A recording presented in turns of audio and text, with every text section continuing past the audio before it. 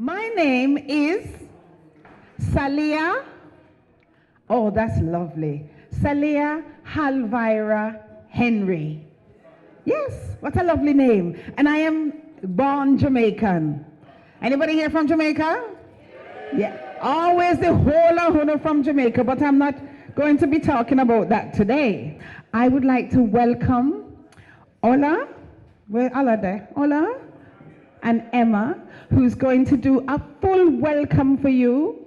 And I will be back to tell you my part of my journey and to introduce all the wonderful speakers and panelists we have today. Welcome everyone to this conference. This is the first conference for TARACC. We're very, very, very proud. I feel very, very privileged to be leading this organization. First of all, I want to thank Macmillan Cancer, who are sponsoring us for this conference. Could you give them a big hand, please? Without the support of Macmillan Cancer, we will not be here today. TARACC has 4 pillars. The 4 pillars of TARACC are Black history, health and well-being, which this conference comes under, and that's why we're here on health and well-being. Business, enterprise, encouraging ethnic minorities and Black people to get involved in business. And the most important one, which we are trying to push and have a legacy, is the youths.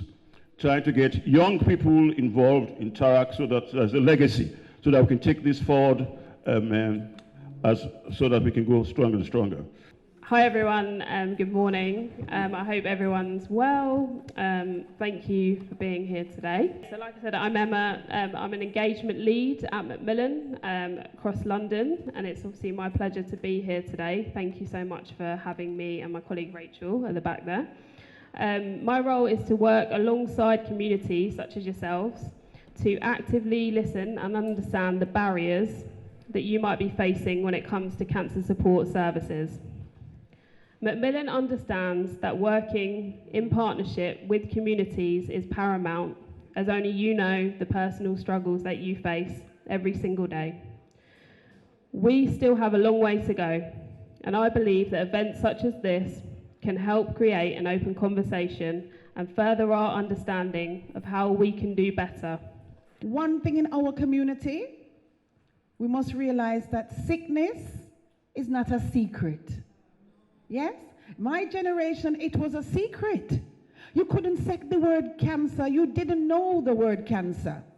You didn't know about prostate, but you did know about stoppage of water.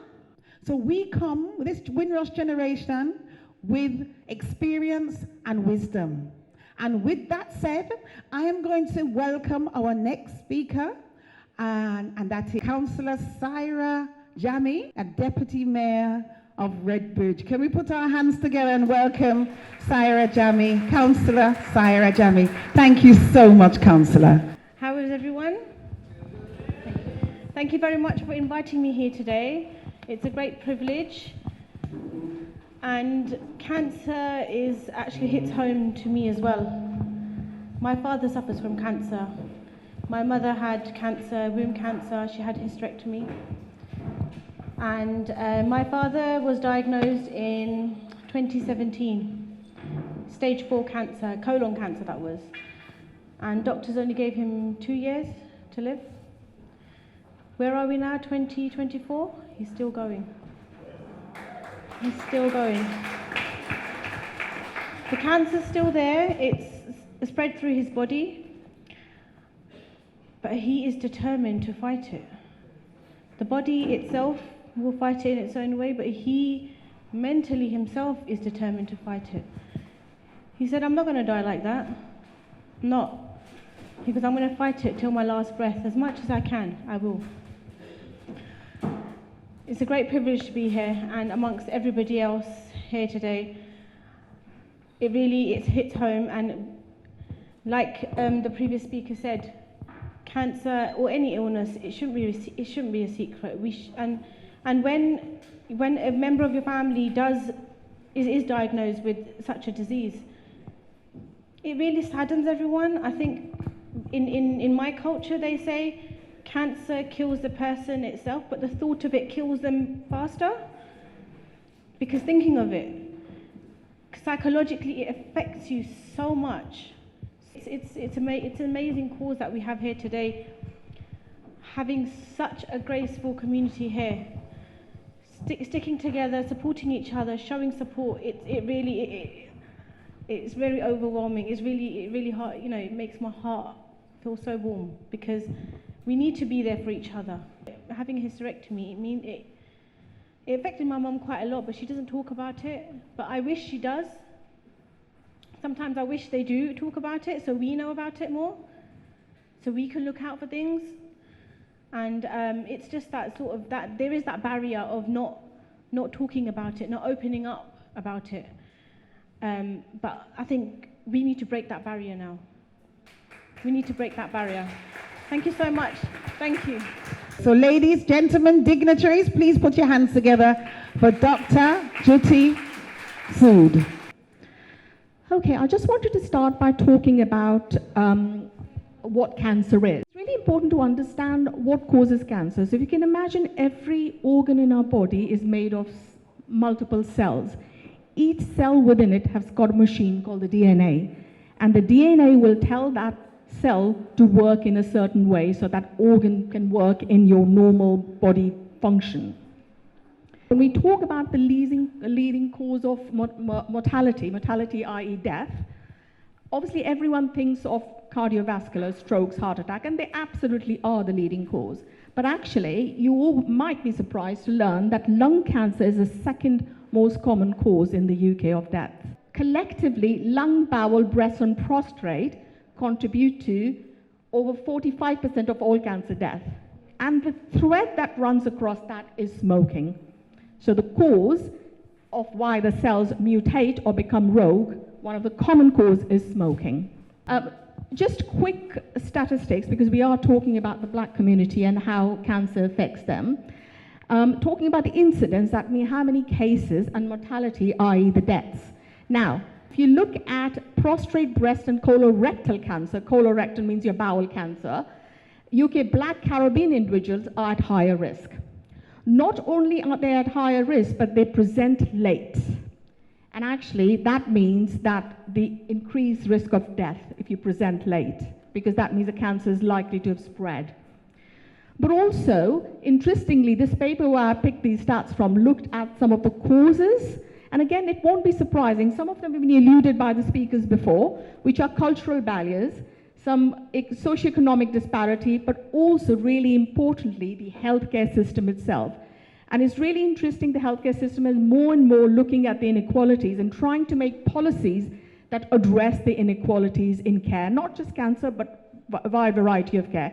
But just a mere recognition of these disparities and variations that exist in ethnic minority group, particularly the black community in cancer, is coming to light more and more, and more work is being done to try and address that, which is, you know, really music to my ears, because it's something that I've been raising for a while. So it's something about certain communities that the diagnosis is being made late, and we'll discuss it a bit later as to what those factors might be. And again, just telling you stage 3 and 4, so cancer is in first, second, third, and fourth stage, and third and fourth stage will be the late stages, as we call it. That means it's advanced cancer. See from the slide there that if you diagnose early, all those blue people will survive. If you diagnose late, very few people survive. So it's a simple slide showing you the comparison between stage 1, 2, 3, 4 diseases. You're less likely to survive if you're at the advanced stage. I would like to introduce Judith Neptiel, the founder of From Me to You, and she's an award-winning entrepreneur. Yes. And she's committed to eliminating the disparities in our community. And From Me to You does just that, in bringing the community together and supporting them. So I will pass you over to Judith. Okay, my name is Judith, and I am the CEO of From Me to You. And From Me to You is the direct result of the experiences and inequalities that I encountered as a black woman being diagnosed with cancer. We are a London-based organisation, and we are here to support the community. We exist to reduce healthcare inequalities for people of colour and challenge the many taboos that surround us, that force black people very often to feel isolated and alone. The NHS is person-centred, or so I was told, and we are repeatedly told to engage with our care plans, right? But what happens when the very people who are there to protect us do not engage with us? You could very well end up losing your life. And that's a high price to pay for non-engagement, right? So do we need to continue to raise awareness? Absolutely. The above is not something that only happens to people of colour, it happens to very many patients. There are a lot of patients that do not feel included in their care plans. However, when as a community you are already way behind other communities in relation to awareness and engagement, then this makes an already challenging situation impossible. And without your support, well, I can't get on a platform and make somebody answer the question. And actually, right about now, yeah, we need to be asking the right questions. Without further ado, I'm going to pass you over to Liam Peru, MBE. Over to you. Here you go. Wow, thank you so much for that introduction. And it's just so lovely to be able to come here. It was really exciting for me to be able to come and speak at an event with so many of our people about this topic of cancer. It's so refreshing because in the early years, I remember being in rooms and being one of the only black people in the room talking about this. So I feel safe. I feel heard already before even beginning. So thank you for that. And it just feels really, really good. Cancer awareness was never a conversation I had with anyone around me. It never came to mind, nor did I hear of many people having it around me, specifically people of colour. The leaflets and the magazines in the hospital waiting room had already told me that I didn't belong in the narrative of cancer and that I must have been an isolated case as a young black woman. Those 8 months of treatment, I went into hiding, and I certainly didn't tell anybody outside my immediate circle, let alone publicly. I felt ashamed and angry at my body failing me. But those 8 months also armed me with so much insight to how people of colour were disproportionately affected by the disease on a human-to-human level, first and foremost. The way most women came into the hospital waiting rooms on their own, turned up to chemo on their own. And as I started to make friends with a few of the women and ask questions why they were there alone, here are a few of the things that came back. No one knows I'm here. My family don't want me to have chemo, so I'm here in secret.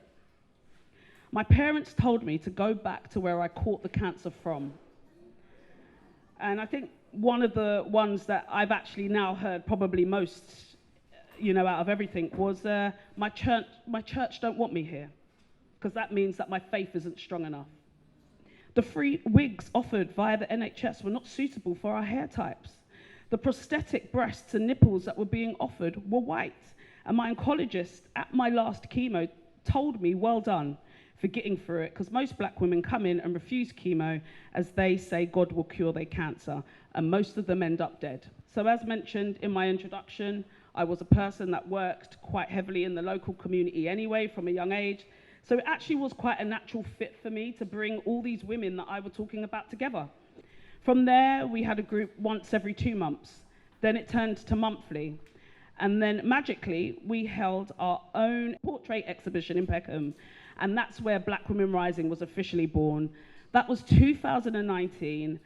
And I'm really, really proud to say that the Black Women Cancer Support Project is now 5 years old. Thank you.